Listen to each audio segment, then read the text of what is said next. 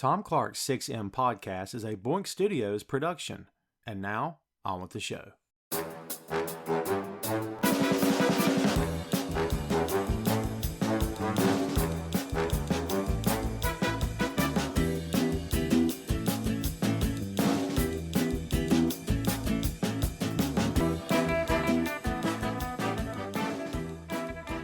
Hey, what is up? Welcome to Tom Clark's 6M podcast. I'm your host, Tom Clark, and in this episode I'm joined by co-host Phil Lindsey. From the world of professional wrestling comes one of the most popular WWE runs of all time, featuring a polarizing star who gave a voice to the voiceless, taking the fans to war against the corporate power structure that sought to keep them subservient while holding him back from his true potential as a main event powerhouse. We're talking about the Summer of Punk. The Summer of Punk refers to CM Punk's rise to stardom in WWE. That rise began on June 27, 2011, when the Chicago native and former world champion sat cross-legged on the stage of Monday Night Raw and cut a scathing promo on the company. In that promo, Punk stated the real-life fact that his WWE contract was coming to an end. He also stated his intent to defeat John Cena for the WWE Championship, then leave the company with the title. He criticized Cena during the promo and also took shots at WWE legends Dwayne "The Rock" Johnson and Hulk Hogan. But it was Punk's comments toward WWE owner Vince McMahon as well as Triple H that truly made fans take notice. Punk was highly critical of the McMahon family and stated his belief that he was being held back while other lesser deserving stars continued to receive opportunities in the company. The promo came to be known as the Pipe Bomb, and it immediately catapulted CM Punk's WWE career to a new level. Though he was indeed miserable behind the scenes and wanted to get out of wrestling, Punk did re-sign with the company. What followed was a roller coaster ride for his newly revitalized WWE career. Punk became the WWE champion and in storyline left with the title as promised. He was only off of TV for a short time, however, before returning as the biggest babyface that WWE had seen in years. Punk was indeed a megastar whose promos were the highlight of the show for many fans who connected to him on a personal level and wanted to see him given a fair shot behind the scenes. They believed that he was indeed being disrespected by WWE and that he had more than earned the right to be a top guy in Vince McMahon's company. CM Punk's explosion in popularity led him to transcending the pro wrestling industry as he was embraced by the mainstream. However, his run was wrought with problems. The newly crowned WWE champion lost the title, then regained it, and was often portrayed as a heel, though he always received the biggest babyface reaction virtually every time he was on TV. He was booked in an angle against Triple H, who was also a babyface, forcing Punk to be even more edgy for the sake of getting heat in the angle. Kevin Nash's involvement in the story led to many fans crying foul, believing that WWE was intentionally trying to sabotage Punk's wildly popular championship run. That sentiment was reinforced by Punk's placement on the card, which often saw him not working the main event, even though he was the WWE champion. After 3 years of bizarre booking, which included unnecessary losses to part-time stars and an ill-advised heel turn, CM Punk became nothing more than just another character on the show. His disgust with WWE, along with his assorted health problems and injuries that were greatly affecting him, led CM Punk to leave the company in 2014. CM Punk's run in 2011 is still held in high regard by pro wrestling fans who believed in him and supported his career during that time. His rebelliousness and his willingness to fight back against the status quo made CM Punk an anti-hero that fans could love and respect despite whether or not he performed in a pro wrestling ring. And that's the lowdown on the Summer of Punk. The art of the promo in professional wrestling is something that longtime hardcore fans that pay attention, fans that follow this stuff, it's their religion, basically, the business is. Promos mean everything. And let's face it, they mean a lot to the casual audience member as well. You put the mic in the hand of someone who's not accustomed to speaking, who's not sure of themselves, who doesn't really know who they are yet or who they are in that particular company, doesn't really know where the angle's going, wasn't sure what bullet points they're supposed to hit, or maybe just not comfortable in their own skin, or all the above. It's going to be obvious. You're going to be able to see it from a mile away. Some people are easier at this than others. Some people have a more difficult time than others, as evidenced by the fact that everything I just said was not typed up and not written down. That's not to say I'm the best promo you've ever heard, but it comes with practice. It comes with being sure of yourself, knowing where you're going ahead of time, knowing the topic you're going to speak about, and you can opine on it for hours on end if need be. And that, to me, makes a good promo. But above all else, the connection. We've talked at length on this show, on Tom Clark's Main Event, and columns over the years about the connection, about making the guy at home on his love seat, on his sofa with his feet kicked up, on the lazy boy, enjoying a cold beverage, perhaps a slice of pizza, grabbing that guy where it hurts and making him feel it to the point where he's like, dude, we got to buy tickets and see this next time they come to town. This is good stuff. That's what connection is. And play it both sides. You could grab a girl the same way, grab the kids, whatever. Whoever happens to be watching the product, you just got to speak to somebody. You have to hit everybody in the room. The more the better, obviously. But all you got to do is just make a spark with one person. That spark can get contagious and spread like wildfire. We've seen different stars through the years in the business make that connection and make a career of it. Dusty Rhodes, Big Dust, the American Dream himself, immediately jumps to mind. The Nature Boy Ric Flair, Jake the Snake Roberts, Roddy Piper. I mean, uh, the Rock and Roll Express to some degree in their prime, just rattling off interviews, they could get that crowd pumped up and just the passion they showed when they spoke. I think Ricky Morton's a very underrated promo, in my humble opinion. A lot of guys and gals through the years who could kill this and really make you feel it. On the Mount Rushmore, Phil, God, we always get the Mount Rushmore questions. I get them like every week. Tom, who's on your Mount Rushmore of so and so? Who's on your Mount Rushmore of this? Of managers, of valets, of world champions, of whoever. I mean, promo Mount Rushmore, CM Punk's up there, gotta be. He's up there for a lot of different reasons. He's on a lot of Mount Rushmores, and at least for me personally. The pipe bomb, Phil, turns 10 years old this year. And in fact, it was on June 27th of 2011. And we just recently passed that date when we record this. And I honestly had forgotten the date, and I knew it for years, and I'd forgotten the year. Actually, it was, June 27th. That's it, 2011. I'd actually forgotten that. Um, so what is it, do you think, about the pipe bomb, which led to the Summer of Punk and WWE? What is it about that pipe bomb that still 10 years later we're still talking about it? I don't know if there's anything within the last decade that has more perfectly blurred the lines between kayfabe and reality than the pipe bomb. And I think that's what's so interesting about it, because there's so much stuff that he says there that the fans can connect with. And there's so much that fans are nodding their heads like, yes, I can't believe he said that. And it's so true. But then at the same time, it's like, they're really allowing him to say that. Um, it's of course, we all know that this stuff is scripted. Um, so I'm sure he got everything he was going to say approved, even them cutting the mic off at the end. Of course, it's fake, but there's just so much. Just the very question of it, is it real, is what keeps me going back to it. And I'm sure that's what got a lot of people to watch it. And I can't say this the first time this company's ever done this. The company's been trolling its own fans for years. The internet era has made it much, much worse and brought it on like I don't think we've ever seen to this degree. Not for nothing, but we got to give props where props are due. Joey Styles, in my opinion, dropped the first pipe bomb on that company on the air to this Yes. degree. Dude, we might should do a show about that. That to me stands out. Now I'll say this about his. His sounded a lot more rehearsed and a lot more performed in front of a mirror than Punk's did. No disrespect to Joey, but he touched on a lot of the same stuff that Punk touched on years later. Yeah. I just think that the Punk pipe bomb, it just felt so genuine. It just felt so believable. Like you said, it didn't feel rehearsed.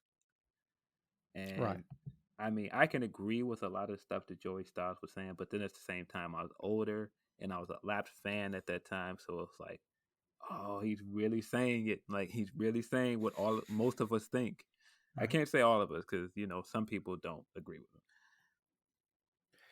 I mean, again, this company trolls its fans. We all know this. They have fun doing it. They laugh at it. Triple H has gone on national TV and laughed at people, laughed at fans, and the fans intense eat it up and they cheer him because it's Hunter. They love him. But at home, people like us who maybe weren't the guys he was specifically talking to, I kind of take that as okay. Here we go again.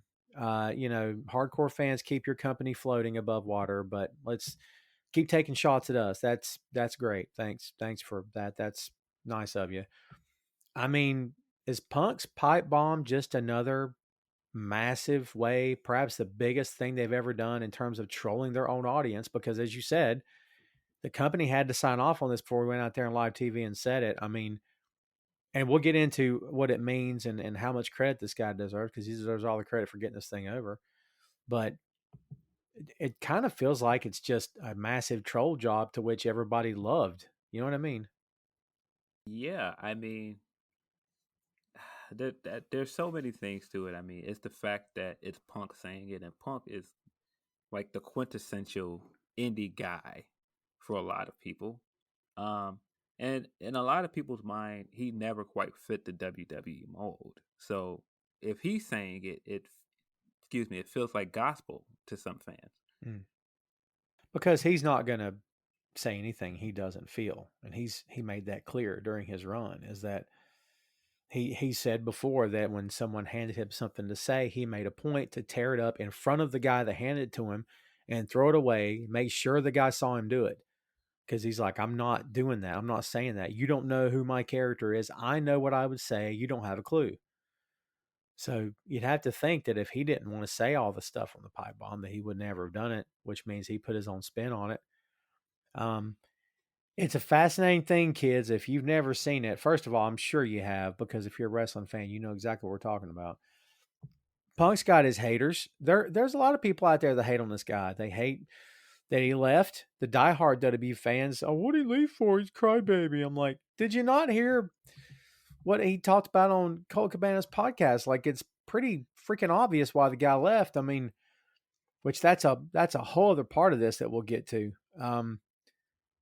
This really did kick off something that had already happened before. He already did this before, maybe not to this degree and not to national exposure, but he basically mimicked the same storyline he did here back in Ring of Honor. It's just that, again, it was on a much smaller stage. I'm gonna be straight with you. I didn't know that at the time, because the only way you could really watch Ring of Honor was by their pay-per-views or by their DVDs, neither of which I was doing. So I didn't know he did all this stuff in Ring of Honor until after the fact. Were you familiar with Punk and that company before WWE?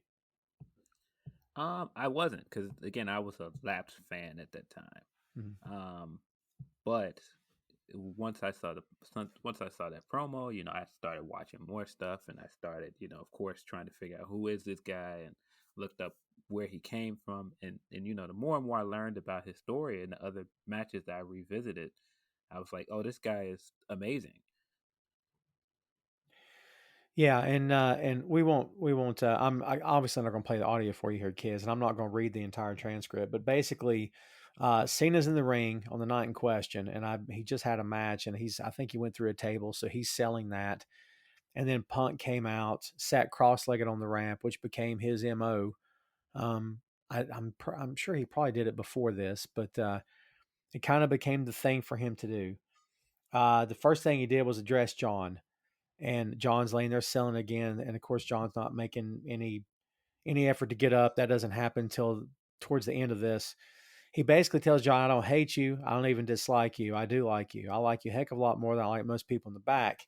But I hate this idea that you're the best, because you're not. I'm the best. I'm the best in the world, which would become his catchphrase. It showed up on most of the t-shirts he had. And, he came out and yelled best in the world, or actually came out and yelled it's clobbering time as always. And remember Heyman holding the belt up going, best in the world.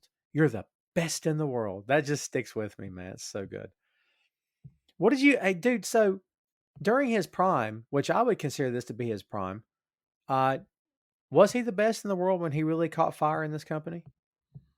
I absolutely thought at the time he was the best character in the entire company. He was the best talker in the company.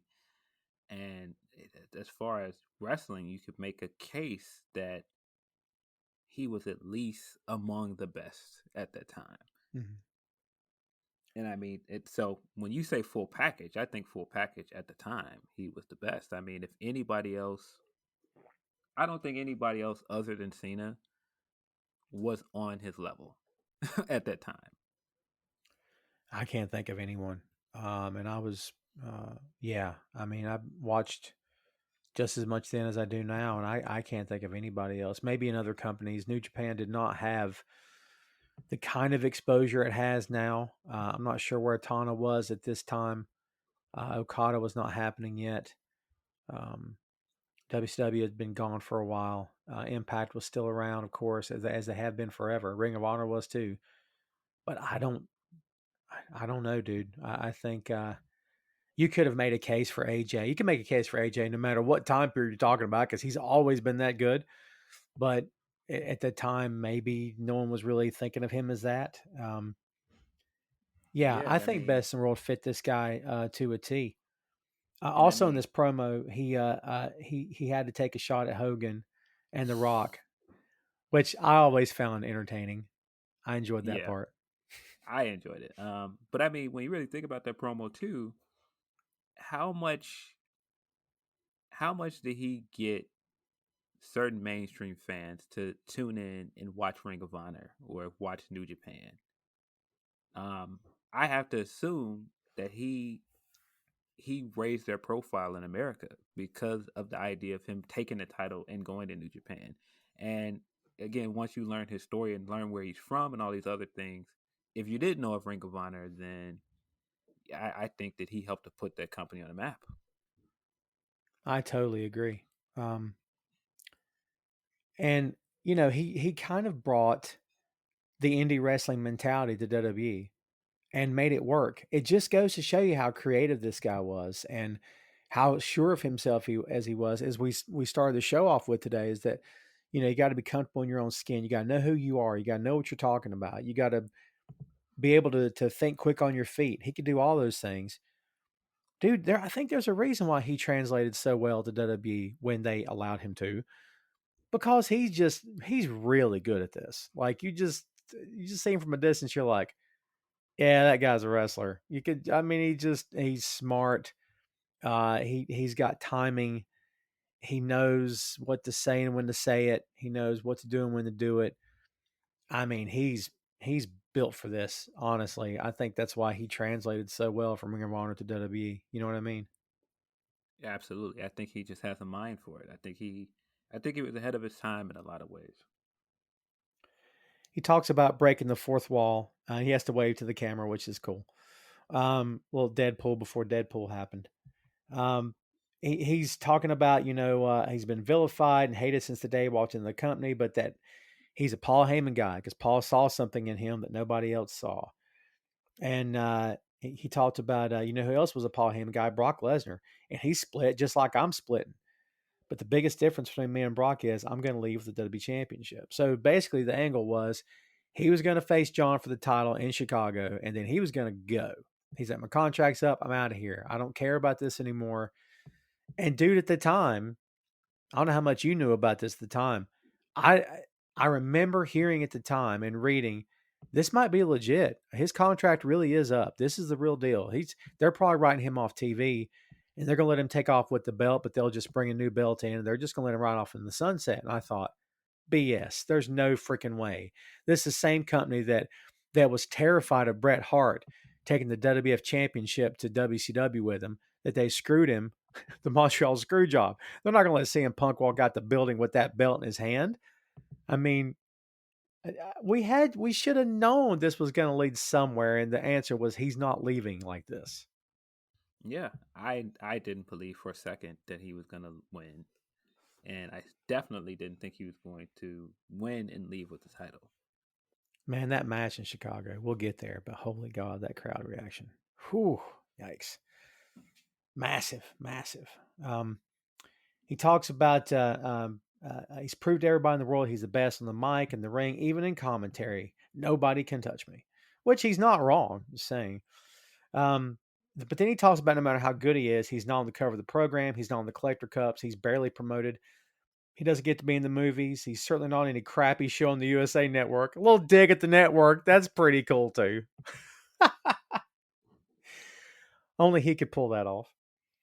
Uh, he says, I'm not on the poster of WrestleMania. I'm not on the signature that's produced at the start of the show. I'm not on Conan O'Brien. I'm not on Jimmy Fallon. But the fact of the matter is, I should be.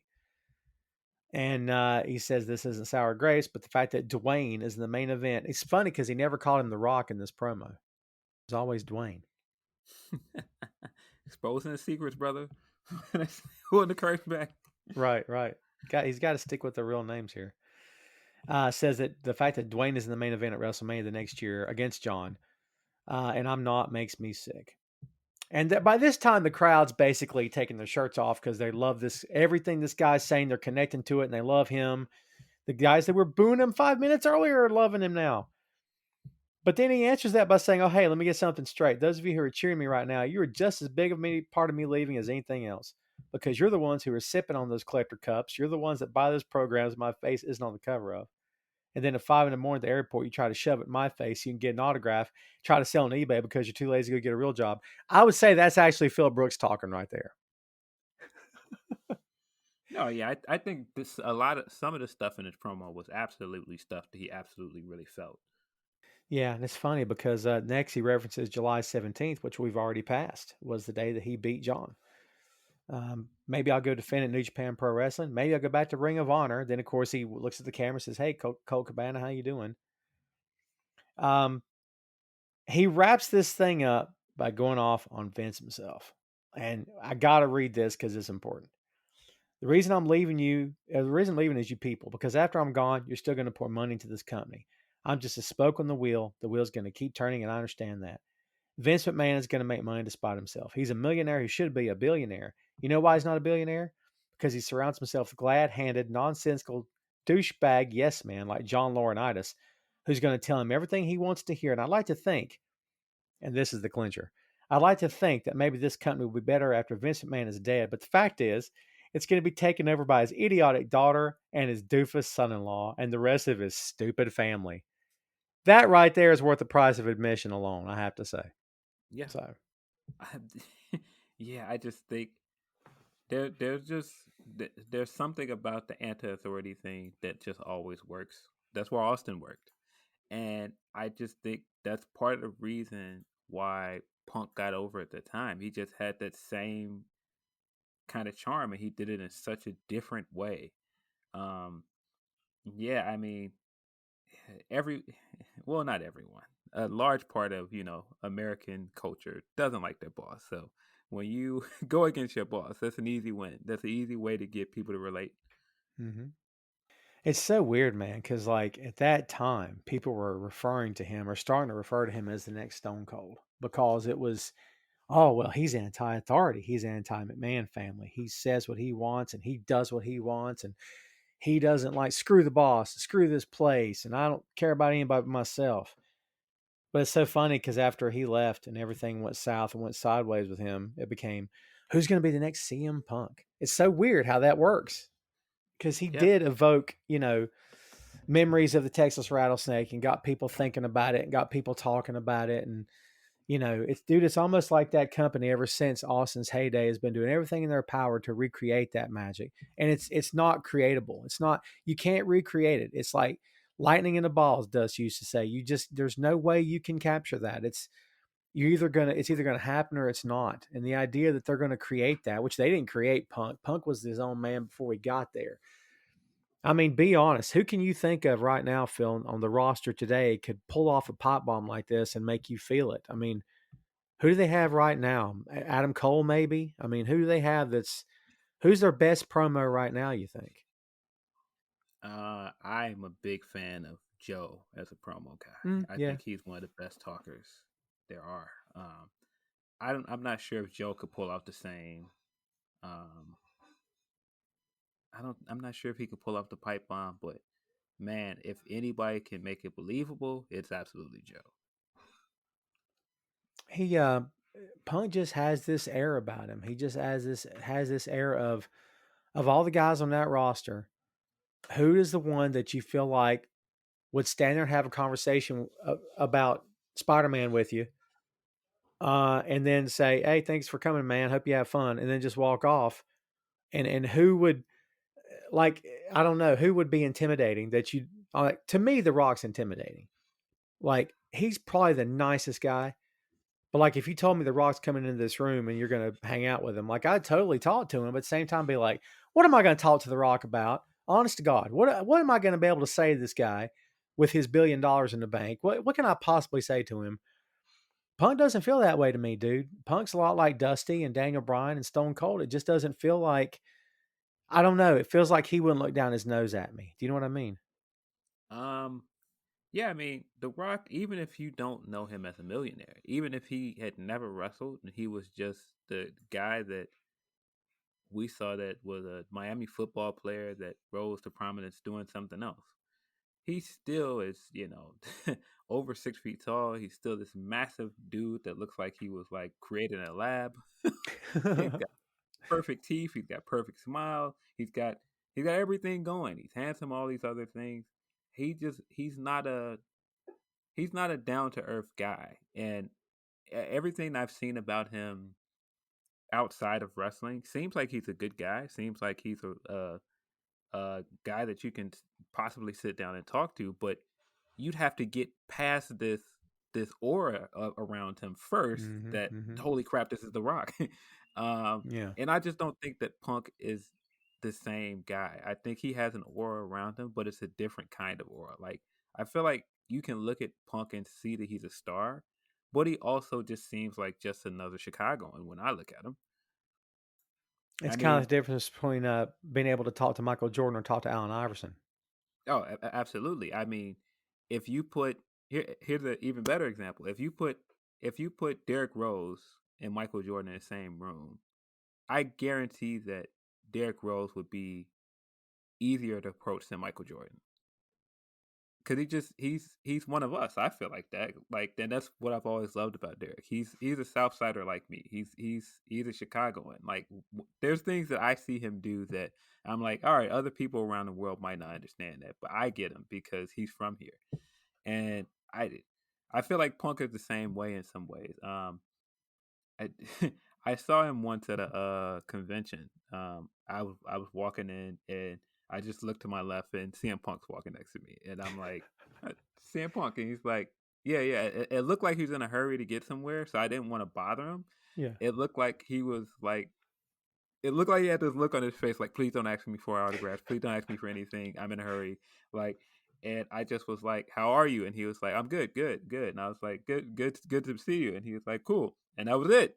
And that was like the first time I've ever seen him.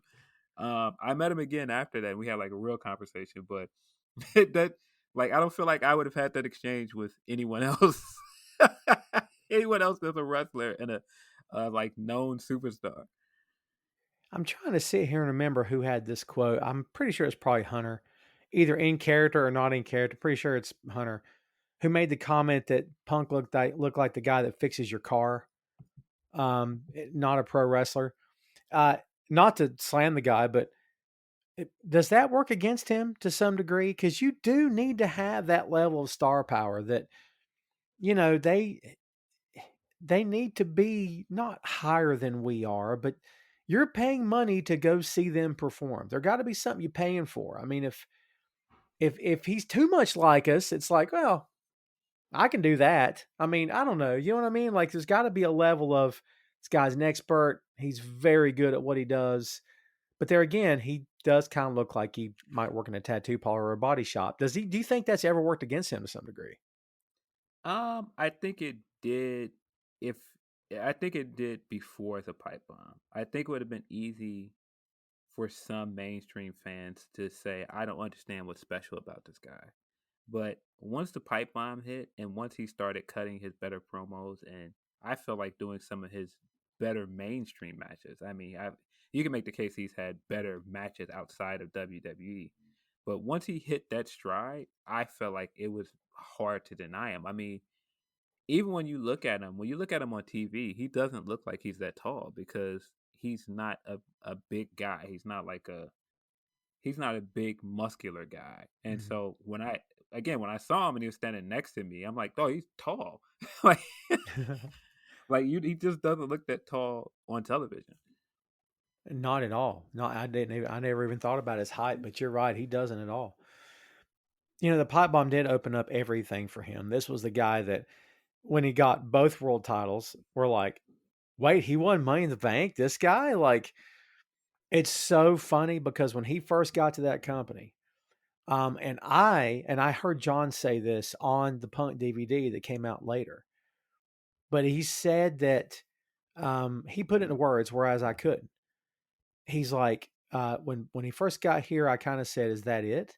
And I still don't think that was John taking a dig at him, but that was just like, well, this is what I've been hearing about. Like the legend of this guy was huge, but when it gets here, like this is it, because it just didn't translate to begin with. He wasn't in his element. He wasn't ecstatic about being in Ohio Valley, but what FCW, I guess, Ohio Valley. He was in Ohio Valley, right? Uh, I Because did he NXT come wasn't a straight? thing yet. No, I think he came straight to FCW. I don't think. FCW, yeah, No, no, no. I'm wrong. I think it was it was still OVW at that yeah. point because that Because was like Heyman was running it. 2005. Yeah, I think Yeah, that was still OVW. I mean, I'll be honest with you. When I saw the Punk DVD and John said it, I pointed to the TV and I'm like, "That's it. That's what that was in my head when he first got there." Not that I didn't like him, but I had heard this buzz about this guy coming in. He's the biggest guy on the indie scene, and then you see him, and I don't know. There's moments of him, and you're just like, "Does he want to be here?" Because it kind of feels like his body language wasn't right, his facial feature, his expression wasn't right. And we found out after the fact he wasn't the happiest guy in FCW because the second he got there, the powers that be above Paul Heyman tried to get him to change and all this stuff, and Paul had to push for him to keep his name, push for him to keep his look, and all this other stuff. And it's like from the minute he got there, dude, from the minute he got there, they were pushing back on him, and I'm like, what? I mean, did you feel like when you first saw him, hey, this guy's got something? Did he just seem like another talent to you, or what? No, I didn't think he. I didn't think he looked like anything special until he cut the pipe bomb just changed everything for me. Yeah. But then again, I was a Laps fan, so I wasn't watching any of the stuff that made him famous before that, so I wouldn't have known. Now, of course, like I said, I've gone back and rewatched some of that other stuff. But I mean, there were glimpses way before the pipe bomb. I mean, some of that stuff he was doing with Jeff Hardy, that feud was great. Oh The yeah. stuff he was doing with Undertaker before that was also good. Um, he had the chops. He had the ability. Um, but I think at that point, once he started doing the pipe bomb, and I mean even some of the straight edge stuff was great. Um, but the pipe bomb, like I said, just changed everything. Um, but I definitely see it, and I can see where Cena would be like, "That's it," because Cena comes from the school of the stereotypical big guy, the stereotypical wrestling build. All of the guys that he came up with, like just think of that entire class that came from OVW, and that's him and Brock and Orton, Shelton. All of Yeah. those guys have like the usual wrestling build, and Punk doesn't have that. I mean, he admitted that he started bulking up from where he was, Yeah. and he wasn't even comfortable at that weight. But even at the weight that he was bulked up to, he still didn't look like them. And I think that's the thing. I think that he kind of was awkward at that weight. He just didn't look like what I would think a wrestler looks like. Like when you think like what is your, creator wrestler or your action figure of what a wrestler looks like, it's not CM Punk. Oh man, no doubt. And the creator wrestler comparison's great because it's very much the case. Eh, You know that you've done something, and you know that you're a trendsetter, and you know that you made an impact when after you're gone, everything changed. And I don't want to jump to the end of this, kids, but dude, after he left, I mean, I don't think we get Daniel Bryan. I sure don't think we get Aleister Black. There's a lot of guys who don't look the part who got a shot. And I firmly believe that Punk lifted some of that stereotypical nonsense. Well, if he looks like this, he's a biker, he's a he's a guy hanging out at the bar or something. And I mean, dude, just imagine there was a time in this country in particular that if you were tattooed up and you walked in somewhere, women were like looking the other way and like kids were walking the other direction because you're like, oh, that dude must be a Satanist or a biker or a troublemaker. Now everyone's tattooed up. Everyone looks like that. And yeah, I mean, I go back to the NBA again about, how many people were tattooed up until Rodman came along, and then Iverson followed suit, and it became no one wore baggy clothes and the chains and were tattooed until these guys, and all of a sudden, bam, the whole league starts to look like that. So yeah, I mean, Punk changed everything. His rise during 2011 was meteoric. The pipe bomb explodes. He's all over the world at that point. Like, to your point, being a Labs fan, it drew you back in. I showed, and I don't show everything. Like, my wife used to watch with me. She doesn't so much anymore, but I'll show her the really cool stuff. I'll show her the big bumps. I'll show her a really killer promo because I know she doesn't watch, but I know she'll get a chuckle out of it, or she'll go, "Oh, that was cool," or something. I showed her the pipe bomb and she's like, "Is that real?" And I'm like, "I don't know." It was like the day after I said, "No one knows yet." I said, I kind of think it's not, but I kind of think maybe some of it is. I don't know. I mean, it's one of those things that transcends the business. He said that he immediately started getting offers to do all this other stuff. Everyone lost their minds. He's getting contacted from people he's never heard of before. They want him to sponsor their stuff, and all they want to sponsor him, and all he's got to do is wear the shirt or whatever. And I mean, he's on radio talk shows. He's everywhere the days that followed this. I don't think anybody could have predicted the level that this thing was going to get him to when he did it that night. Yeah, I mean, it was out of this world. I mean, it definitely was kind of like the Austin 316 moment for Mm. him, and what it did for him and how it propelled him to another level.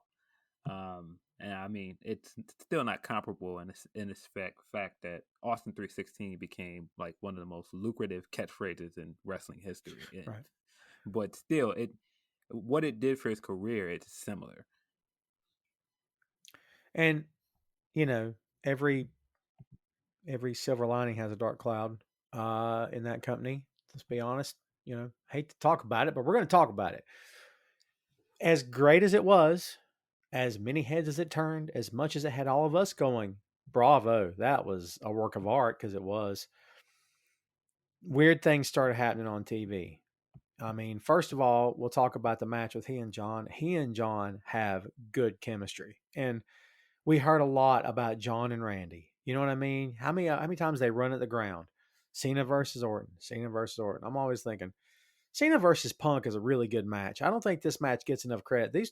These two guys together, I don't know if I ever saw them have a bad match. That night in Chicago when he won the title, took off with it, went home, threw it in his refrigerator, and took a picture of it, which is the weirdest thing ever. I mean, that seemed like the height of this for him. And then after that, everything started to get really weird. We saw Triple H at a comic book convention getting questioned about it, and the crowd kind of erupted. And he's like, I want to talk. Yeah, he needs to call me. I want to call him. Let's have a conversation because he made it known. Of course, he's in character, of course, but um, again, it feels great. Everything looks awesome. It's exciting, and then weird stuff starts to happen, like Kevin Nash. They threw Del Rio at him out of the blue. And I'm like, what? It just started to feel really weird. Do you think was all of that a way to bring him down to earth to show him, hey, pal, tell you something. This is our company. All right. We're going to keep you in check. You know what I mean? No, like, dude, I firmly believe that they made a decision years ago. We're never going to let anybody be Stone Cold again. We're never going to let anybody have that kind of power, that kind of control. Because Austin walked out on them when they really needed him, and business dropped off for a long time because of that. I think they're terrified to put that in the hands of anybody else, including Punk. Do you think that they were sabotaging him at that time? Yeah, I think two things happened. I think the real life thing is his contract really expired, so he could really do whatever he wanted at that point. But they did what they always do, and they're doing it now. Is once your contract is up, how can we entice you to stay? Okay, well, you want that? Okay, cool. I mean, Jeff Hardy, yeah. I'll resign if you give me no more words. Yeah. You can use no more words again. Yeah, no problem. Um, Cesaro recently, his contract expired. All of a sudden, he's getting a title match after people have been begging to see him in a title feud forever. Now all of a sudden, he's in a title feud when his contract expired. Once he resigns, back down to the mid card, having matches with Otis. Um, and I feel like this is the same thing. I feel like they were ready to throw everything he demanded at him to get him to stay. And I think that's part of allowing him to do the pipe bomb, allowing him to do this fantastic feud with Cena, allowing them to have that match, which, by the way, I still think is one of the greatest wrestling matches of all time. Um, it's just reaction to it, the in Chicago, that atmosphere, just everything about it. It's, to me, one of the greatest wrestling matches of all time. And just to have him at this height and then immediately go, okay, well, instead of leaning into this and giving this some time and not just rushing right back into the usual WWE programming. Let's just have him come back in 6 months, and then let's just do this. And I mean, not even 6 months, but let's just have him come back, and let's just have him do the usual stare down, and let's throw the same distractions and shenanigans that we always do with all our wrestlers, because it wasn't about doing something different for them. He wanted to do something different. I think that's the big difference here. It's not that they wanted to do something different. He wanted to do something different. That's the kicker. It's not what he wants; it's what they want. They got what they wanted. Triple H comes out of retirement to beat him, and then what's he do, Phil? Goes right back into retirement. That's still one of the funniest quotes from the podcast. This guy came out of retirement to be still, because it wasn't even his match. It was supposed to be the match with Nash, because Nash cost him the title. Yep. For listeners who didn't watch, Nash came out and attacked him after he successfully retained the championship. He was undisputed WWE champion after he beat John at SummerSlam, right? I think so, yeah. And then afterwards, Nash comes out, attacks him. Del Rio comes in and cashes in. Del Rio is your new WWE champion. So instead of having him A, go and face Del Rio to get his title back, or B, wrestling Nash because Nash actually cost him the title, we somehow get to this Triple H match. And Triple H beats him clean. What? I still just cannot understand it for the life of me why they did that. In their world, Triple H was the babyface authority figure, and Punk was the no good, dirty heel. And I still think they were trying to turn that crowd against Punk, even after he'd won them over and was wearing the iconic t-shirt and was doing the thing and looked great, sounded great. They were still, dude, it's like the Becky Lynch becoming the man. They had her turn on Charlotte. Oh, this will heal her out. People love Charlotte. I'm like, excuse me? What? Yeah. And then they still tried to make her a heel after remember they had her blind signing Charlotte with Charlotte's back was turned at house shows. That's a heel tactic, not a babyface tactic. And after a couple, 2-3 weeks of this, we're like, dude, she is not heel. Stop forcing this. And I really believe they're in their world. Well, pal Triple H is the babyface authority figure. He's more important. He'll show them. They'll boo him after this. It couldn't have backfired worse if it had to. Yeah, I just think it was a clear display of how much they don't understand their fan base. Yeah. It's such a weird decision. I mean, not just the pop of when Punk won, the pop he got when he came back, when Cult of Personality plays for the first time and he comes out and he gets this incredible reaction. The move at that point should have been to push him to the moon. and you gave him the win. You gave him the win over Cena. You gave him 2 wins over Cena. In what world does a win does having Triple H beat him supersede what you've done with Cena? It doesn't make any sense. I don't understand it. Um, yeah, I don't know, man. I still to this day don't understand what they thought they were doing with that. And you could be right that they thought the fans were going to boo Punk, but I just can't understand how you could possibly listen to that reaction and think that. I, yeah, it's like how they leave stuff dangling years later, and you're like, wait a minute, who was driving the car? Like they just don't revisit certain things. They just leave things alone. They never explain who injured Edge in that storyline. I don't think he complained about that for years. Like, who was it that did that to me? They never told me. You know, I mean, like you're sitting there stumbling for words. I'm with you. I can't figure it out either. Like, I still believe though this was a power play by them saying, look, you cut your little pie, but that's great. That's cute. You're still working for us. It's not just about you. We're going to pull other people into this. We're going to make it about more people than you. You can help here and you can do your part and play your part and hold that towel around your waist and all that crap. And meanwhile, the show must go on and we're going to do all this stuff around you or in spite of you, That's how it feels to me. They didn't do anything for him. They did it in spite of him, which is Yeah. all Well, kinds of weird. And do we have to say during this time when he got white hot, in his words, white hot, he outsold John, and no one to that point had ever outsold John Cena in merch. I mean, we're not talking about Austin, kids. We're talking about for John's run. No one could touch him, and he was outselling him in merch. When that news got out, and Punk was still there, still had the title. When that news got out, I'm like, now's when you turn John. It's perfect. And I don't mean he had to turn NWO Hogan with a spray painted beard on his face. I'm not saying that.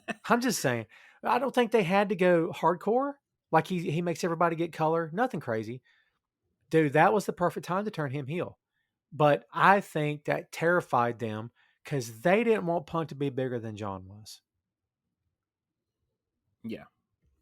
Um, Correct me if I'm wrong, but didn't he re-sign the night of Money in the Bank? I believe so. Yeah. Um, yeah, but see, that's what it is. I think they were, yep, here, yep. We'll give you everything you want, brother. And as soon as he re-signed, they were like, got him. Now we don't have to Right. do any of that anymore. Right. Sucker. Yeah. And I think that's all it was. I think that they were seemingly willing to go the distance with this storyline until he resigned. And when he resigned, they were like, oh, well, don't have to do any of that anymore. Um, it's a shame because I really think that there's so much that they could have done with the Summer of Punk. There's so much. Oh man, there's so much that they could have done. I mean, just think about when he first left, and there was no idea if he was going to come back. You could have made that last for months. Oh man. You could have strung this out all the way until WrestleMania. Um, but that's the problem with the company is when you have the big four pay-per-views, we have to find a way to sell the next pay-per-view. Yeah. You can stay going Money in the Bank. Cool. But we need that match for SummerSlam. Like they probably were ringing his phone off the hook at that point. Like, you coming back? Because we need the SummerSlam match, bro. Like, you gotta come back. And we didn't know at the time. I don't think anyone knew at the time what Vince was telling him behind the scenes because no matter what people may think of Punk, and he's got a lot of different people thinking a lot of different stuff about him, and I totally get it. But dude, you can say that Punk at his height didn't really break kayfabe all that much. I don't remember him cutting any shoots or any, scathing promos on the company. He would occasionally tweet some stuff, but it was never really anything major. I mean, he didn't really divulge any details of conversations. He did all this after the fact. So I don't think we really knew the stuff that that Vince was saying to him behind closed doors about you do this for me and I'll owe you one. And none of that was really revealed Yeah, until the podcast with Colt. yeah. I mean, he divulged certain things, but there were certain things that at the time fans wouldn't understand what he was talking about. Yeah, you're right. It wouldn't make any sense, right? Um, the podcast in question, kids, took place 7 years after the fact, and it was on Colt Cabana's Art of Wrestling. Um, Maybe not quite 7 years because really the lawsuit stemmed from the podcast. Um, let's see, maybe it was 2014. I'm getting my timeline wrong. Man, time flies here. Yeah, it almost 8 years at this point. It's going Yeah. on 8 years. Yeah, I remember where I was when the podcast dropped. I remember, I remember the day I listened to it. I had to go and work. This was like Black Friday, if I remember correctly, because it was like right after a holiday. So I think it was the day after Thanksgiving. Um, so yeah, Black Friday. There was nobody in the office, and like I was there answering phones very sparingly because the day after a holiday there wasn't much to do. So I was listening to the podcast in my headphones because there was nobody really in the office, and I'm just sitting there listening to all this stuff. Like, what? Wait, what? Like, and I'm glad there was nobody there because a lot of times I was listening and my face was like, wait, whoa. Yeah, I had the same reaction when he was on there, and he just laid everything on the line. And I've been a fan of this guy since Pipe Bomb. I mean, I was before the Straight Edge Society stuff, which we shouldn't glaze over. It's not a Summer of Punk item, but man, he was so good in that. And I really started having a lot of respect for him then during that run. I thought, God, this guy's doing something original. I love this stuff. Tom Clark's 6M podcast is sponsored in part by Radius Law Group. Every day, Radius helps individuals, families, small businesses, and nonprofit organizations throughout North Carolina, Florida, and Pennsylvania resolve their legal issues by providing effective legal counsel in the areas of estate planning, as well as elder law and Medicaid. Radius Law holds the radical belief that working with a lawyer can indeed be enjoyable. So give them a call at 1-800-519-5667 for more information and tell them that Tom Clark's 6M podcast sent you. So we knew he was talented, but the stuff that he put up with, how they tried to squash that. And when it was going so well, they tore it apart. Like, what? But dude, this idea of you do this for me and I'll owe you one, from his heel turn to coming back when he's hurt. I mean, I don't think people can appreciate how many times wrestlers work banged up. And look, kids, don't misunderstand me here. This is not me thinking or implying that we should all feel bad for Punk. His quality of life, I'm sure, is pretty darn good these days. And I'm not saying you need to feel bad for anyone. They know what business they're getting into. I mean, dude, if you become a professional bull rider and you complain about your back hurting, why are you a professional bull rider? It's kind of, doesn't that come with the territory? So, like, yeah, of course these guys and gals know what they're getting into. But man, the details, the gritty details of that podcast where he was being made to work hard. And that the one bit about he would like take a dumbbell and like hold it in his hand to get his arm to stretch. They could tape his elbow up because he couldn't bend his arm. That's crazy. Yeah, that's. I mean, I'm sure he's not the only wrestler with those kind of stories, but that just goes to show just how big he was at that point. That he was just such a necessary part of the programming, and I don't care what anybody says about the guy. I don't care if you don't dislike the guy. They they went to ridiculous lengths to keep him. I mean, Mm. even the pipe bomb, like I said, in order for them to let him do all of that, because they were like, no, we've got to get you back here. You're going to resign. So they were ready to give in to all of his demands at that point. But see, the problem with him going back, and I think he said this on a podcast, is once he went back, they knew they had their hooks in him, and they knew they could give him so much without having to give him everything he wanted at that point because he had already given in and came back.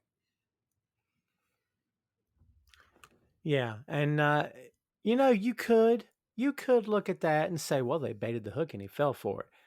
Do you envision Punk as being a guy that falls for anything he's told? I mean, I wonder the whole time they're telling him that he can have certain things and he can do all this stuff. Do you think he was buying it, or he was just like, yeah, we'll see? Well, I think, and I'm pretty sure he's admitted this to this day, is that he had dreams that he wanted to fulfill with WWE. It was a thing that it was wrestling at the highest level, right? Mhm. And so, in some ways, I think he never envisioned like getting there and being that unhappy. And then, even when he was unhappy and he was ready to leave and not resign, I think there was some glimmer in there when they were giving him all these things that he was demanding, where he was like, I can really make this work. I can Mhm. really change things. And so I think the thought of him coming in and coming back and changing things was, that was a big benefit for him. And when it didn't work out, it was like, they got me, basically. And I'm trying to remember who he attributed this to on the DVD that they did for him, which is really well done. I mean, it's going to make the company look good, obviously, but I think he was able to be pretty honest on that. I don't think they really held back or made him hold back unless there's a rough cut that we haven't seen. But he made the comment that at the end of the day, the reason he came back was that someone had said to him, "You can't change anything from your couch. You can't change anything if you're not there. You need to be there in order to change the way things happen, the way things are done." And he did.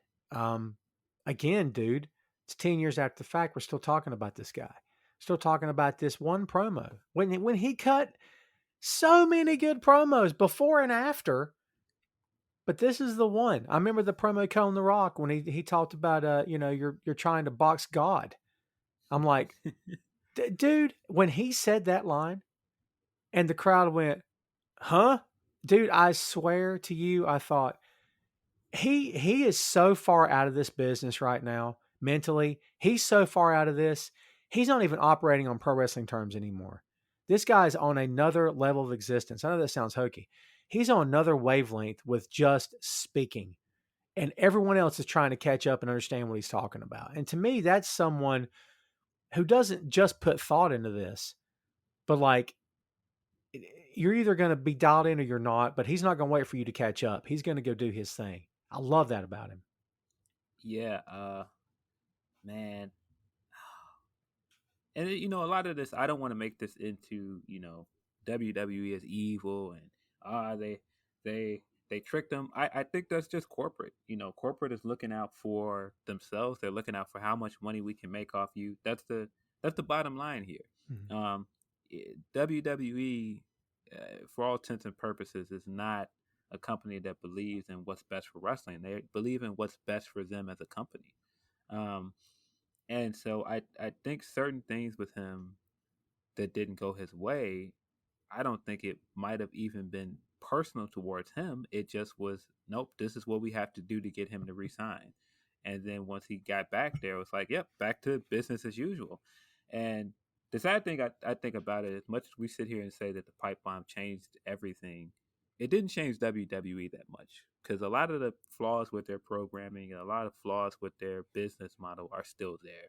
Mhm. But I do think that he changed the culture around wrestling quite a bit. It's funny because when I first got or dipped a toe in the business, I was with a little company in a small town here in North Carolina. And this was around 2000, 2001. And I remember the promoter complaining that ever since Austin had hit, everyone wanted to wear black. And I would look at it as soon as he told me, I look at our show and go, he's right. Everyone's wearing black. He's like, man, no one cared about black until Austin. Then all of a sudden, everyone's got to have black boots and black trunks. Everyone's got to wear that. And I'm like, yeah, I get it.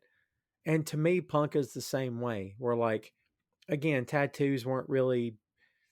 I mean, heels through the years had tats. I mean, there was big burly guys, and I'm not saying it never happened. Obviously, it happened.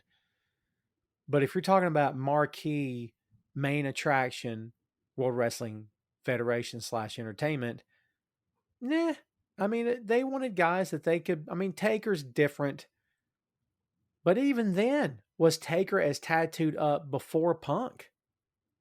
Do you know what I mean? A lot of his stuff happened later too. Yeah. Um, Crazy. yeah, I think Taker had to change a lot during the Attitude Era. Um, and I think he wouldn't have changed his look as much. I would say maybe Austin had more to do with him changing his look than Punk because Hmm. the the Dead Man gimmick didn't work as well when everybody was doing like edgy uh reality wrestling before it was cool to do it. Yeah, I mean, he did evolve. He changed his look multiple times. And dude, we got to say that about Punk. Punk changed his look multiple times. And he referenced it on the podcast that when he would go and come back and do something different, it was new haircut. The gear was a little different. His attitude was a little different. He'd get another tattoo, like a different one. He always wanted to keep it fresh. And I wonder how much of that came from Taker because one of the things I really love is the fact that Taker had all the respect in the world for this guy. Because first, they didn't want to book him against him to begin with because they're like, we don't know if you could pull this off, which he found highly insulting and he should. But supposedly, the first time Taker locked up with him, Taker's like, oh, yeah, this is going to be fine. Like he just knew. And then basically, I think it was Jim Ross that said that after that CM Punk was a made man because he had Taker's blessing, which goes a long way. And he talked about that WrestleMania match where they were basically the main event, and Punk all but dove off a building that night, killed himself, but like did everything under the sun to get that match over and to shove it in their face. It's so funny, dude, how a lot of his career at the very end, the last 2 years or so, became about I got to shove it in their face how good I am, because evidently they don't believe that, dude. All right. Can you recall a time before this where the number one championship in the company wasn't the main event? It was the other belt. I mean, because man, I'm sitting here thinking and wondering, not just that, but where the world championship wasn't the main event, but a match with no belt at all was the main event. In other words, John Cena. Like, I don't think it happened a whole lot, but buddy, it sure happened when Punk had the title. Yeah. And I you see that happen with a lot of guys that they want to push their guy to be the star and the main attraction. And if that guy's not the champion, they'll still make them the main event match. They did a lot during AJ Styles' run as champion as well. Yeah, they did. It just kind of felt like it started with Punk, and I just remember it'd be another main event or another show with another pay per view, and I was like looking at the match card, going, "Great, he's not the main event again." And dude, it's really started to get irritating for me. And let's remind everyone here, folks, not being the main event is always not a death sentence. There's just as many times where being the first match on the card is not only a challenge, but it's welcomed. You get to spend the rest of the night hanging out after you shower, hanging out watching the show, playing a video game, reading a book, talking to your buddies, talking on the phone, talking to your wife, whatever. Or if you got to split, you got to split, whatever the case may be. But you kind of got the rest of the night off. So there's great things to be said for the curtain jerk because it does set the tone. But man, after multiple shows of this guy not being in the main event, from a distance, a lot of us are like, this sucks. What's going on? I can only imagine what he must have been thinking at that time. Like, you mean to tell me I'm once again not going on last? Aren't I the WWE champion? Like, again, Phil, I submit that it's their way of keeping him grounded and letting him know you're never going to be as big as they want you to be. And you're only going to be as big as we allow you to be because this is our company. Dude, I swear. And Yeah. again, you're right. Maybe they're not the criminal mastermind with the, twirling the mustache, wearing the black hat kind of thing here, but there's sometimes it feels like it. Like they just have to be in charge, you know? Um, yeah, it might not be that insidious, but I do think that there are politics that go into to this, of course, because that's just the business. That's in every business. Um, but I think it's also just some of it is corporate mindset as well. Um, yeah, it just feels like from the second on that he did the pipe bomb and he became champion and all of these great things happened for him and he was doing all these great things, it felt like the second he came back, they tried to remind him in every way that he wasn't as special as they had felt like they made him out to be. And it's so odd, dude. Like, they get so upset, or at least they seem to get so upset because we get upset. And they recently trademarked something about complaining is not conversation, which I'm not sure what that's supposed to be for that company. I dread it. God only knows how they're going to troll the fans this time. Should be interesting to see, maybe even get a chuckle out of it. But dude, they go out of their way to promote someone to make you care, you know? And then when you care and they pull them off TV or they screw them and what appears to be a burial or whatever the word you want to use, or maybe they're not the main event, or maybe they go on this huge losing streak and they're barely on TV. When you start getting loud because you care, they start poking fun at you and going, "You're just complaining. You fans don't get it." And I'm thinking, aren't you the same company who last year wanted me to care about this guy, wanted me to buy his t-shirt, wanted me to buy a ticket to come see him? Well, guess what? I did all those things. I followed him. I love him. But now you're not going to give him to me. I'm pissed. Yeah, Dude, I don't understand the mindset there at all. they want you to care about the guy that they want you to care about. Hmm. It has to be their guy. It's just like Kofi Mania. Kofi Mania got over, and it just proved that Kofi was what a lot of us already knew he was. And from then on, I feel like they've gone, okay, well, we got Brock back, so let's just put Kofi back where we had him, and let's just make sure we show you every time we get a chance, this guy's not that special. It's maddening. You're right. It's almost like they just take a toy out of the toy box, play with it, and then put it back in the toy box again. Yeah, it definitely feels like, okay, well, you guys are into this guy. Okay, well, let's give him everything now, and then later we'll go back to our old favorites. Um, okay, so I think we've pretty well established that he did change the culture. No, he didn't change the company. I do believe he changed the way certain people in that company look at the way at what a star can be. I do believe that. I still don't think Daniel Bryan ever would have got a second look if not for Punk. I definitely don't. And I know that the thing with Aleister Black didn't end well. I get it. But the minute I saw Aleister Black, I said, well, they've got opportunity here because he can work. He reminds me of Punk when I look at him. He's different. He's unique. He's very creative. He's got his own style. This reminds me a lot of CM Punk. But we know they screwed that up because they're good at screwing stuff up. But like all this is happening, he splits because he's hurt. He's sick of it. And as he pointed out on the pod, Phil, he didn't walk out in the middle of a contract. He didn't say, I quit, screw this place, I hate all of you. He didn't make an ass of himself on live TV. He didn't do any of those things. He just said, I'm sick. I'm going home. I can't do this anymore. And he quit. And it's like, dude, he is still to this day vilified.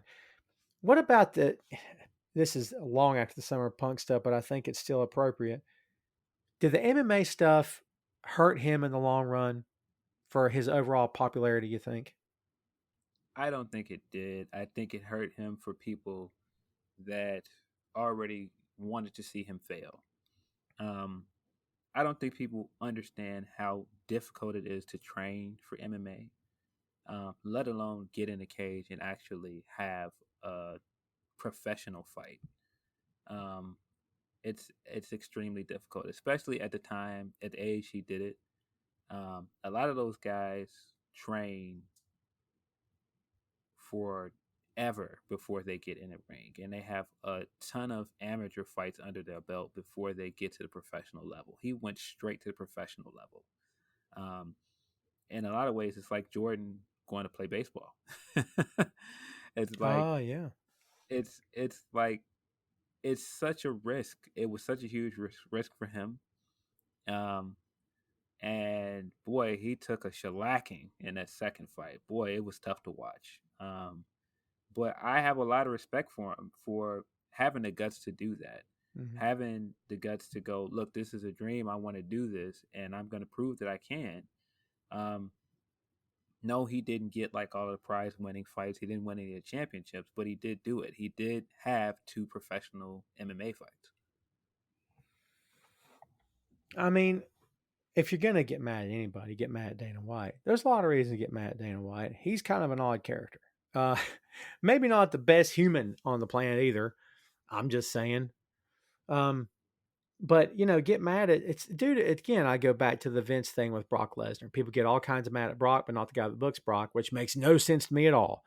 You're gonna get mad at somebody. Get mad at UFC, not CM Punk. A door was open and he walked through it. I mean, he really wanted to do it. He put some eyes on their product, not that they needed it, but I know he brought people to the table for his fights. So like people were curious enough to see where they wanted to see him get killed or not. I don't know. Um, I got to admire the guy for sticking his neck out there and giving it a shot. Uh, it's so funny because he's done things since then. He's done a little bit of acting. He's done a little bit of work in comic books. He's basically just his own man. And, ever since he left, I still don't believe to this day they've matched. Just like I don't think they'll ever match the era of Stone Cold.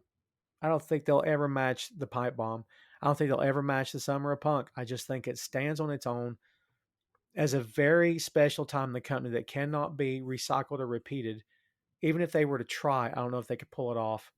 And dude, Yeah, even if they did, it would still feel like they're trolling the crowd, man. they have not been. They haven't been able to duplicate it because what he did cannot be duplicated. I think a lot of groundswell of support for him was organic. It came from a place that they could not create it, and that's if you don't understand the support for somebody, you can't recreate it. And I think that if the closest person to me to reach his amount of superstardom and his amount of support is probably Becky Lynch, and her rise has a lot of the same hallmarks. Like I don't think they understand how she got as big as she did. And I think that's why they wouldn't be able to recreate it with someone like Charlotte or someone else. Fair to say that maybe CM Punk is the first example of social media building a star and demanding this is who we want. We're going to help make this happen. I mean, you could make the case for Daniel. Maybe Daniel's the first guy we could say really, really 100%, because he's flat out said, if not for social media and the fans online, they would never have cared about me. Um, is Punk maybe the first indication of it going in that direction? You think? Yeah, I think he's definitely one of the figureheads of the changing of the guard. And I think he's definitely one of those guys that uh, changed the company mindset of, okay, well, we have to go against what our fans are telling us that we want. Um, and I think when you hear guys get online and say, "Oh, everybody wants to root for the heel, everybody wants to root for the heel, nobody wants to root for the face," no, I just think that a lot of people can tell when someone is being planted there to be the face. Like if it feels contrived, then a lot of fans can see that. Yeah. Um, I definitely think Punk came at a time where fans were a lot smarter than they used to be, and so if this feels like it's if it feels like it's being forced, then the fans are not going to accept it. If it doesn't feel authentic, the fans are not going to accept it. And that's not to say everything about Punk's push was authentic, but just the fact that it felt believable is a part of why people invested. And it's funny how this works, not just with him, and the timing had to be right. The stars, the planets had to line a certain fashion, a certain pattern for all this to work. But when you and I were talking about what to record on this particular week, I don't remember how we started talking about Punk, but it just came up, and I was like, "Summer of Punk, let's just do that."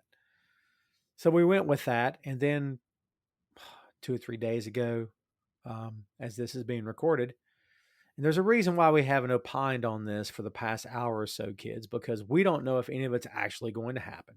I didn't want to hinge the entire podcast on it because, as you guys and gals may have figured out by now, most of the time, Tom Clark's 6M podcast is evergreen with very few exceptions. However, Phil, we got to address this. because by the time we get this thing out, which I'm planning on doing it a week from now, by the time we get this out there, one of two things possibly could have happened. One, the rumor has been completely squashed, and it's all garbage, hot garbage, or we don't still don't have verification, or we do, and we're looking at All Out in Chicago. But let's talk about the possibility, however slight it may be, that CM Punk, after years of saying, "Nope, I'm done, I'm out, quit asking, sick of answering, just want to live my life." What's the chances this guy has signed or is going to sign with All Elite Wrestling? Oh man, this is very tough for me because I am a CM Punk fan and I would love to see him come back. I mean, especially the idea of him coming back at All Out, being here in his hometown.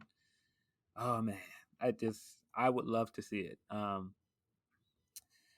I think this is probably the best time for him to come back if he wants to. I think that this is the biggest real alternative to WWE that there's been since WCW. Um, and you can make a case, oh, he could have went here, he could have went there when he left the first time. Maybe he could have went and did New Japan. Maybe he could have went back to Ring of Honor. Um, but I don't think that any of those I don't think either of those options gives him what he would get now going to AEW. Just like I feel like Ring of Honor is like an extension of what ECW started, and then after that NXT is like an extension of what Ring of Honor started.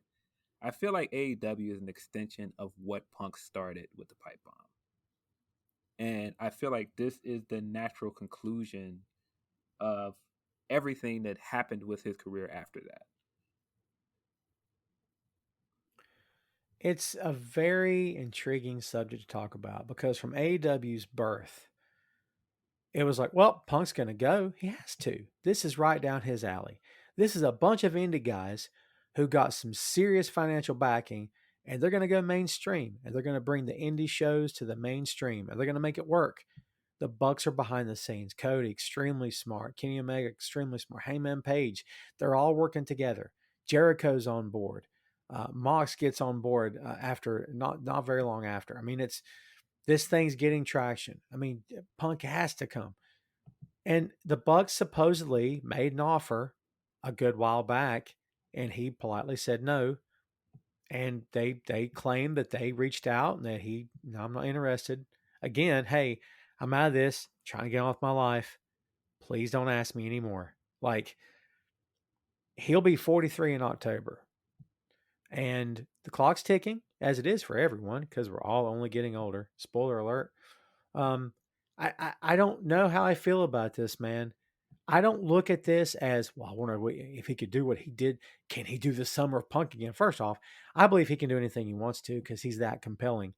And I think that if it's been pitched to him to some degree, I think we'd like to do the Summer of Punk here, a variation of it. What's your thoughts? Dude, I absolutely think he could pull it off. And I think he could become, dude, in a company with Jericho and John Moxley and Darby Allen and Sting, for God's sake, guys that could blow the roof off any given night of the week. Dude, does Punk become the biggest star on that roster if he does sign? I don't know if he becomes the biggest star right away. Um, I definitely think he becomes one of their biggest draws for sure. Um, but there's so much potential there.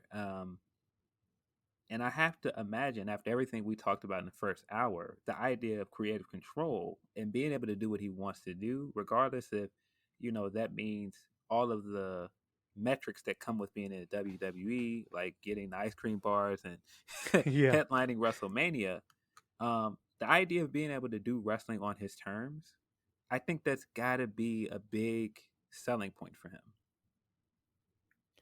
And we did a Ring of Honor episode, which I've not released yet. Now I'm kicking myself because now we addressed the rumors on that episode about Brian possibly leaving and either going back to Ring of Honor or possibly New Japan or somewhere. And now there's word that maybe, possibly, perhaps, we're not sure. Cross your fingers. We'll wait and see. Maybe he and Punk both. Dude, I think Chris was the one that shout out to Chris Mueller, by the way, but um, this idea of a Hall and Nash situation, not like taking over, but in terms of two of the biggest names in WWE in recent years. I mean, dude, can you imagine a scenario in which they walk in on Dynamite together or at All In together? What do you think? I think a scenario, not to overly fantasy book this thing and, Do it. create Book our it. own head canon. Book it. But I think the idea of the yes chant going off in an arena and Oh, everybody being excited for Daniel Bryan coming to AEW, and then it immediately gets cut off by Cult of Personality. Oh oh. my God. And it isn't even like they're there together. Just him coming out and staring down Bryant. Jeez, that would be just amazing. And I mean, these are guys that are they're kind of linked in a lot of ways because Mhm. of the way they came up as indie wrestlers and the way that their WWE careers went. I have to imagine for Punk, if Brian is at AEW, that's got to be again another pretty good selling point for him to come there, because there's always that quote that he saw himself um, as a perfect rival for Brian in a lot of ways. Like what do you compare him to HBK and Brett, right? Yeah, I think so. And so I think the idea of trying to recreate that magic somewhere else with his own creative control, that's got to be an interesting way to finish off his wrestling career. I mean, let's face it, man. They didn't really do a lot of justice for those two against each other in WWE. They had some good matches, but did they ever really Yeah. go out of their way to make it feel like a big fight when those two guys touched? Not really. I mean, of course, the best is like Over the Limit. I still think Over the Limit is like one of my favorite WWE matches, and I think that's probably their best one-on-one match. Yeah, I agree with that. I actually forgotten the name of that show. Um, and again, I didn't want to spend a world of time on this because, dude, for all we know, by the time this very episode is released, it could be over. It could be done already. I have always loved the fact and this idea of they people want him back and he just won't do it. It's just that whole idea of WWE fired him on his wedding day, and it's all that garbage, the lawsuits, the stuff with the doc and WWE, all that stuff, and he basically stuck to his guns and would not go back on what he said. Dude, I kind of don't want to see him come back. It's really weird. Like, I love the fact that he was such a maverick and it was never a ploy to get money. It was never just a ploy to get the main event of WrestleMania, even though he really wanted it. And by the way, frankly, was screwed out of it, in my humble opinion. He deserved it, worked hard to get it. Um, but I love that nothing he did was BS. It wasn't a work. He absolutely was done. And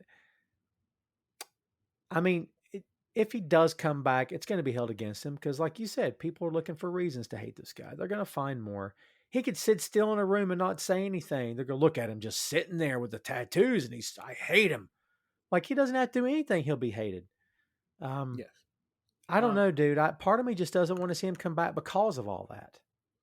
I think a part of the allure of CM Punk is that he's always going to get you to that.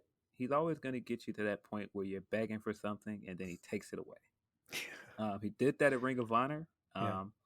He did it at WWE. He's always that kind of guy where he gets you just right there where you need for something to happen, and then he's just like, nope, not gonna do it. And I think in some ways, him going this long and not wrestling, I think that is a part of that. And so, inevitably for some people, uh, it's not gonna live up to their expectations if he comes back. Um, but at the same time, I feel like he gave so much to wrestling before that. I feel like he deserves. I feel like he deserves a final chapter in wrestling, and I Mm. don't think that he'll ever get satisfying final chapter like that was WWE, because they're always going to want to do it on their terms. They're not going to give it to him on his terms. And I think what we've seen with Sting and AEW allowing him to finish his career on his terms, I think that's a big part of why I would like to see Punk have the chance to do the same thing. God, dude, just for a second. Cody, of course, Chris Jericho, John Moxley, Sting, Jake the Snake Roberts, Arn Anderson, Tully Blanchard, CM Punk, all these guys in the same room, Phil. I'm trying to envision the conversation in a bunch of folding chairs with guys looking at each other, telling stories and cracking jokes and smiling and getting along. And I'm thinking, my God, all that history in the same room at the same time with all these guys, dude. I wouldn't say a word. I'm like, I won't even write anything down. Can I just hang out and listen? I won't even speak. Like, dude, I don't know. They've got something already, but I'm throwing the idea of Punk in there, possibly Brian with him, dude. Oh, how much how much better does it get for AEW if they pick up Punk and or Brian at this point? I mean, we're not going to see, well, they hit 2 million viewers this week because, oh my God, I don't see that. I think if it's going to happen bigger and better, it's going to be a gradual thing. Personally, I think that's what we're talking about. But what kind of immediate impact do you think it makes for them? I because I believe the AEW is an extension of what he started. I just think that it just makes too much sense for it to not eventually happen. It just feels like such a perfect fit for him, and I think that it's the last piece to get that fan base to completely buy in. I mean, most of that fan base is completely bought in anyway. Uh, but I think it's at that point during the Wednesday Night Wars where WCW was really clicking and it was really hitting all of the cylinders, and NWO became like one of the hottest things in wrestling. I think like they're at the cusp of that. Yeah, I mean, they're just doing so many things right. I mean, we've had 2 episodes of Dynamite back to back 2 weeks in a row. Not that that's a odd thing. They have good shows all the time, but like, yeah, man, I can't even put my head around how good they are right now without Punk and without Daniel Bryan. Like, it doesn't even really feel like they need them. I mean, okay, so apart from this, sounds fun. I like to have fun. I'd like to not leave a bad taste in the fans' mouths who have supported me despite how many years I've been gone, and in my own mouth. I'd like to end this on a good note. Despite that thought, what's in it for him when he knows that company doesn't really need him right now? What else do you think is in it for him personally? Uh that's a tough question to answer because I gather that depends on what it is that he still wants to do as a wrestler. I gather his goals have changed because if it's no longer about, like I said, the WWE metrics of main eventing WrestleMania and getting all of these things that he felt like he was owed with them, what is it that he still wants to do in wrestling? That's the question that no one else can answer but him. If it's just to help them put other guys over, if it's just because he loves wrestling and he wants to see um, more alternatives in wrestling and he wants to see the industry thrive outside of WWE, I have to imagine that going to AEW is it's got to be the perfect way to do that. And I know some people are going to think, he's going to stick it to WWE. I don't think it's about sticking it to WWE. I don't No. think he's even still mad at them at this point. Um, I think it's about, hey, you don't have to do what I did. You don't have to feel like you had to go there to succeed. You can go somewhere else and succeed. And maybe that's not in his mind. Maybe he's doing it for the check. I don't know. Hmm. I mean, this is a business, and we all use the word business. They use the word business. But then when a guy comes back for a payday, we all get ticked off at him. So, I mean, it is a business. I mean, I'm Yeah. not mad if the guy wants to get paid. Geez, just make it fun while you're there. And he will if he comes there for sure. No, and I absolutely understand that. That's why I'm like, I wouldn't be mad if it's for the check because you have to imagine this is the last big payday he's possibly going to get. Um, he's like you said, he's in his 40s at this point. You're too old to go back into the MMA world and keep trying to dip your toe into that water. Um, and at some point, you're going to get too old to make that big return and wrestle at a high level. Um, so I have to imagine this is it. Like this, within the next few years, that window's going to close. Yeah. Get in while you can. I just don't see, and like you said, I don't see this as him taking a shot at Vince or WWE because it's been years since he's been there. Like that chapter closed. I mean, it's closed a long time ago, I would think. And I mean, dude, he's moved on with his life, and he and AJ both have, and it's like, God, just leave him alone. I mean, dude, I'll be happy. I'll be fine if he doesn't, but I'll be ecstatic if he does. But either way, it's going to be fine because I feel like he's going to take care of himself first. And honestly, we all need to do that. Unless it's, at the expense of someone you love. We're not talking about something weird here, but like, um, your happiness and your health and safety have to be your top priority, no matter what line of work you're in. And it was for him too. So like, I respect the fact that he walked out on his own, of his own accord, while he could still walk.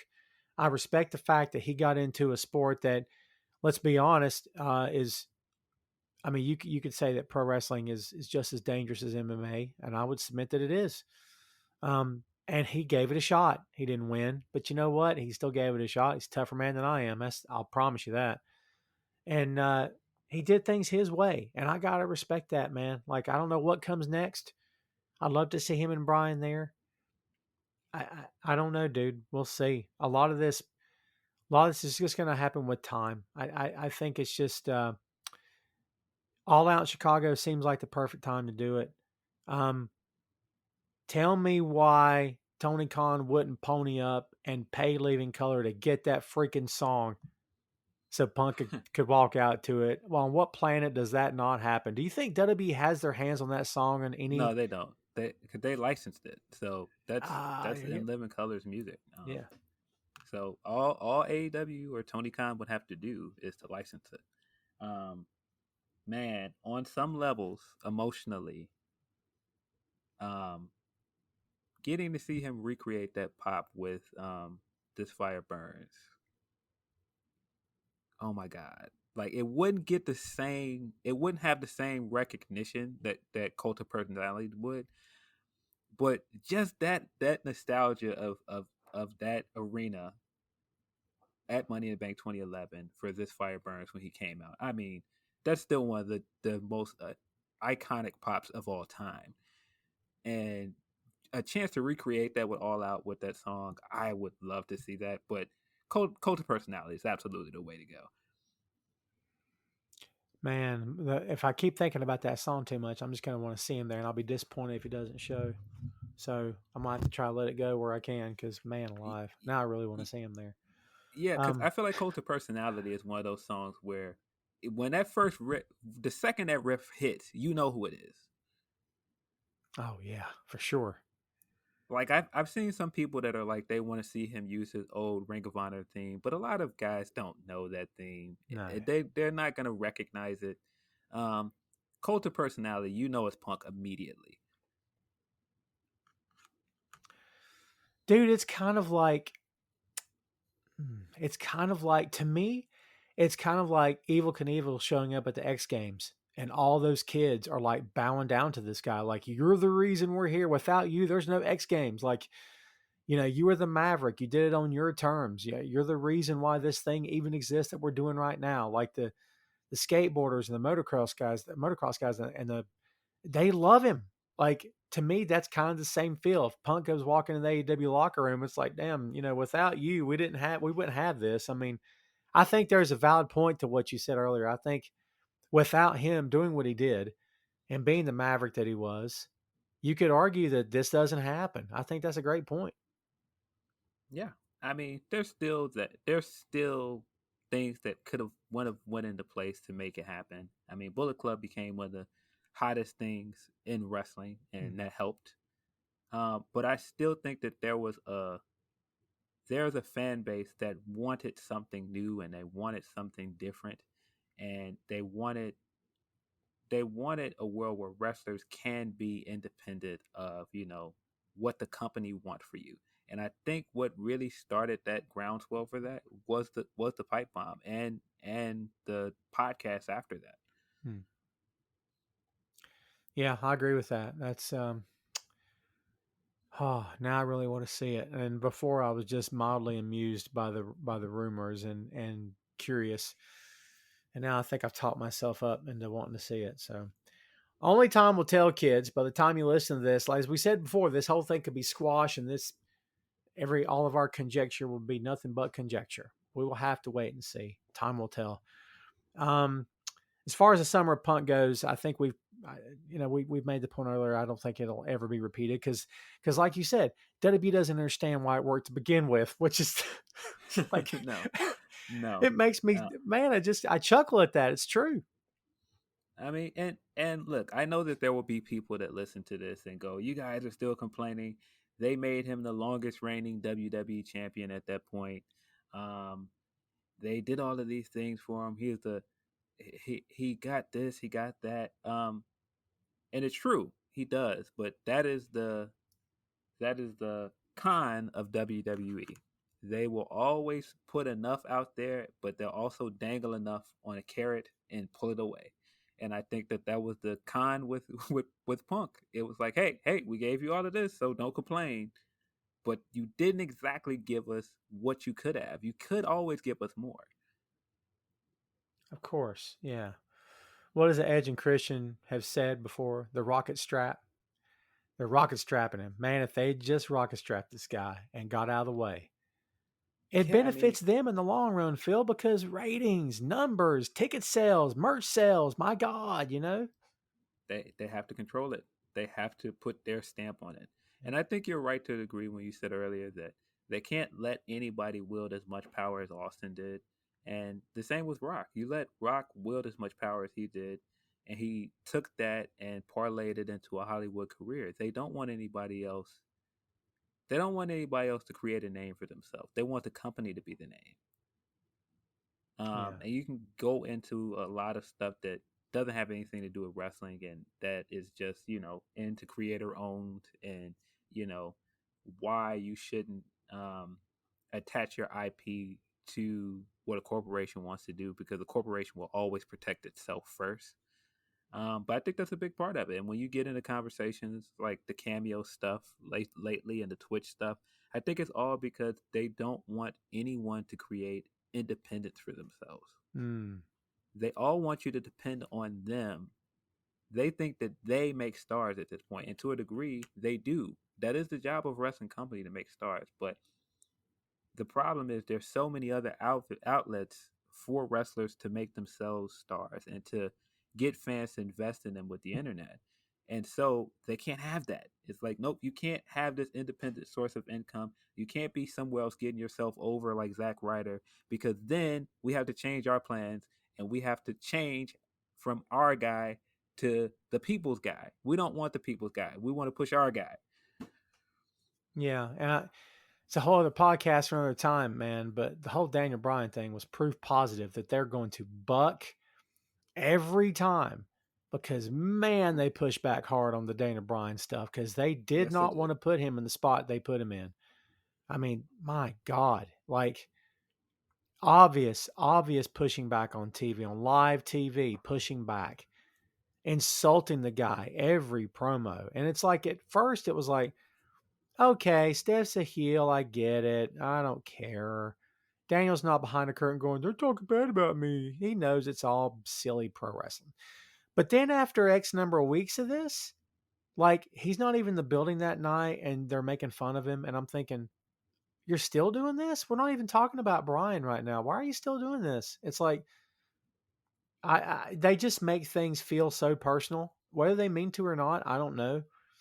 But man, I just wonder in another reality, had Punk had it been different, would all of that have been CM Punk instead of Daniel Bryan, where crowds are chanting his name, and he's in the ring with a bunch of other stars. They want you to look at John and Randy, but they're looking at Punk. I mean, it would have been Punk standing there smiling like, "All shucks, guys," and and then every chance they get, they're running him down the road and saying he sucks, and they're making fun of the way he looks, and he's a nerd and he's a geek and all this, but the crowd's saying, "We want him, we love But him," you well, know, I mean, you can't. I mean, they're all the way up to 2019. There were still CM Punk chants at WWE shows. right? He was long gone, Crazy. and there were still CM Punk chants. I've never seen anything like that. And I know some people get into all fans are obnoxious, but I think it says something about him and what he managed to do, and you got to respect that. Yeah, you have to, and I'm with you. I to this day, well, maybe not now, because I mean, we're coming. Depending on when you listen to this pod, kids, we're out of 2020, well out of 2020, thank God.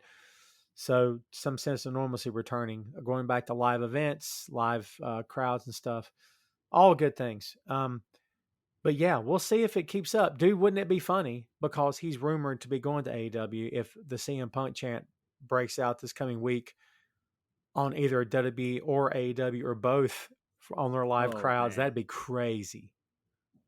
man, there's so many scenarios where this could blow up in WWE's face. And again, I don't want to make this into a bash Themathon or anti WWE, but there's so many situations where this can blow up in their face. And it shouldn't have been like that. They had this guy. They had him in the palm of their hand when he resigned. It didn't have to be this way. Hmm. Yeah, it didn't. You're right. It did not have to be this way. My God. Crazy. As we said, we don't know what's going to happen. I think the Summer of Punk is going to stand out as being one of the most fun eras in that company in recent memory. I had a lot of fun. I had a lot of fun writing about it. Had a lot of fun watching it, watching it all unfold every week. What a time to be a fan! It's a great time to be a fan now. It was pretty darn fun at that time too, to see him come into his own. Despite what he does next, we'll have to wait and see. As Phil said, I'm a fan as well, so I've always wished him the best, and I'll continue to do so. Uh, See if we can put a pin in it, Phil. Give me your last word on the Summer of Punk. If you want a more satisfying Summer of Punk, watch the Ring of Honor Summer of Punk. There you go. But based on everything he went through with WWE and all of the highs that he got to with WWE during the Summer of Punk, that's a big part of why I want to see him succeed now, and I want to see him get that happy ending. Yeah, I'd love it. I love it. I do want to see him come back. I'd love to see how they handle him. I'd love to see how he handles himself. I'd love to know what the first words that come out of his mouth would be in a promo in front of a live crowd for the first time in years. I'd love to know what it'd be. It'd be something to see. As far as Summer Punk goes, you're right. The Ring of Honor run was great. Fun stuff. The WWE stuff is not without its problems, but it's that company, man. And at the end of the day, as you said, they've got a lot of masters to serve, namely the main guy in charge. And listen, kids, it's never going to change. Even if they hand it off to someone else, there's always going to be issues. There's always going to be weird head scratching moments of that company. It's probably never going to, I'm not going to say get better. It's probably never going to change to a large degree. So I don't want Punk to be thought of as a victim. I'm pretty sure he probably doesn't want to be thought of as a victim. He had his run. It is what it is. He had some great highs. He had some bad lows. What the future holds at this point, who knows? We'll all just have to wait and see together. And that is the Summer of Punk. Hey, thanks for listening to the show. Check out our social media on Twitter, Facebook, and Instagram at 6M Podcast. We'll see you next time.